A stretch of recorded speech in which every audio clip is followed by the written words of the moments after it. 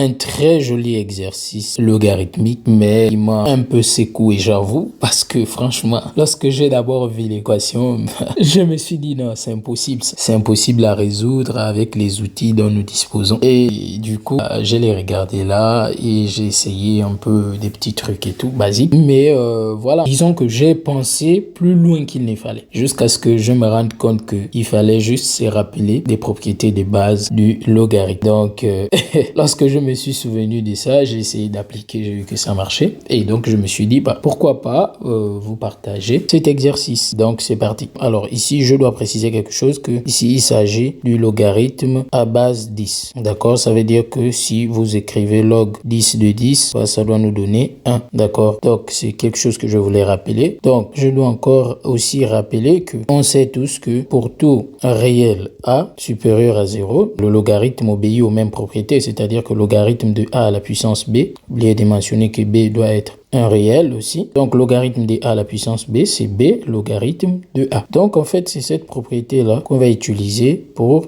notre équation ici. Donc, allons-y. Je vais prendre le logarithme de chaque côté de cette équation. Donc, je vais prendre le logarithme de ça et le logarithme de ça. Donc, ça me donne log de x à la puissance log de x qui sera égal à log de 5. Donc, on sait que je vais utiliser cette propriété que j'ai déjà rappelée ici. Donc, la puissance ici va descendre. Donc, j'obtiens log de 2x fois log de x qui est égal à log de 5. Or, on sait que log de a fois b, c'est log de a plus log de b. Donc, ici, les 2x là, je vais considérer ça comme un log de 2 plus log de x. Le tout, facteur de log de x, ce qui vaut log de 5. Alors, juste le temps que je vais un peu nettoyer, n'oubliez pas de liker la vidéo et surtout de me dire tout ce que vous voulez en commentaire, tout ce que vous pensez et me donner aussi des idées sur comment vous aurez résolu ces problèmes. En tout cas, je me ferai un plaisir de vous lire et d'y répondre tranquillement. Donc, j'attends vos commentaires dans la section commentaires. Donc, on continue. Je vais distribuer le log de x. J'aurai log de x le tout au carré plus log de 2 fois log de x qui sera égal à log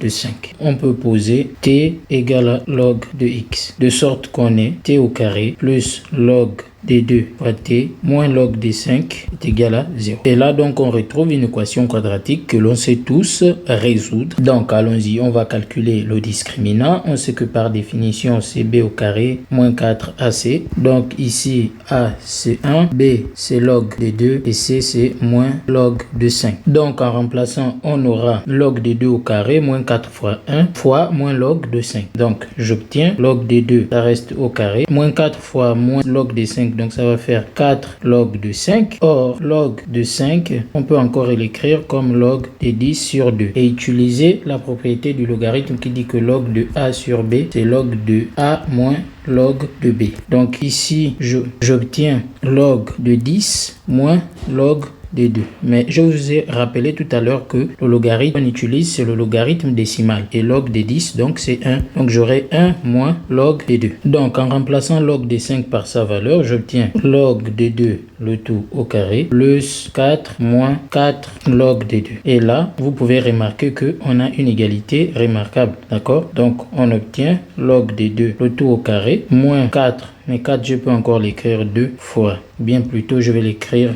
2 fois log des 2 fois 2. Et plus 2 au carré. Et donc, on a la forme ici a moins b, le tout au carré. J'obtiens log des 2 moins 2, le tout au carré. Donc, ça, c'est la valeur de delta. Donc, ça veut dire que delta est strictement positif. Ça implique qu'on a deux solutions réelles. Donc, comme on a deux solutions réelles, on va les calculer. Donc, ça veut dire que t, c'est égal à moins b, plus ou moins racine carrée de delta sur 2a. Donc, on aura moins log des 2, plus ou moins racine carrée de delta. Donc, ça va nous faire directement log des 2 moins 2. D'accord? Et le tout que divise 2, puisque a vaut 1. Donc, j'obtiens T1 qui serait moins log des 2 plus log des 2 moins 2 sur 2. Et donc là, je peux simplifier log des 2 moins log des 2, le 2 avec le 2 ici, et j'obtiens donc moins 1. Et pour T2, j'obtiens donc moins log des 2, moins log des 2, moins 2, plus 2, pardon, le tout divisé par 2. Et là, donc, j'obtiens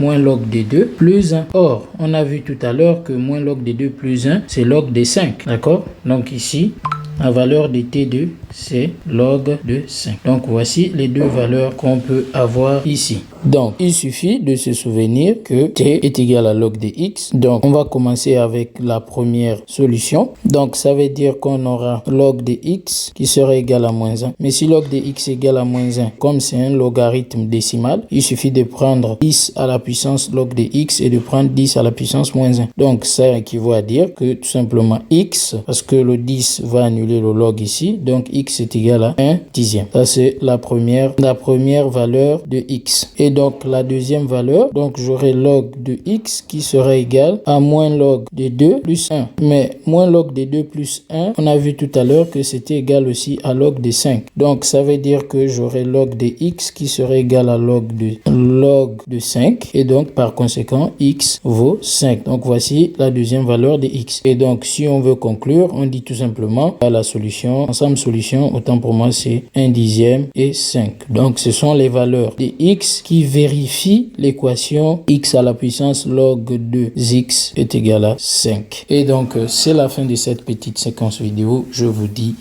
à très bientôt.